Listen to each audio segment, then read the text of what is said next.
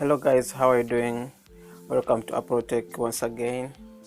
Today guys, I have a simple trick for you. I want to show you how you can connect your external hard disk to your mobile phone. So if you have data, you don't need a PC to transfer this one from a phone to hard disk. You don't need a PC.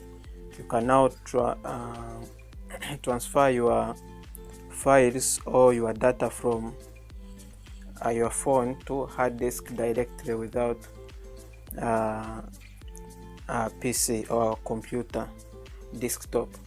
So what you need is only a hard disk. I made a review about this hard disk. If you haven't checked out, I'll put a link in the description below. You can also check it. Then another thing, you need this cable. This cable, when you purchase a hard disk, it comes with this cable. It's a USB 3.0. Then also you need the USB adapter. This USB adapter, I have a cheap one. This one is cheap. You can find it at market at very cheap. This one is type C, as you can see, but you can purchase any adapter. You can also purchase a USB micro B. It can also work. Then you also need your phone, where you will remove your data and connect to USB. Hard disk. So what you will do, you just connect this cable to your hard disk.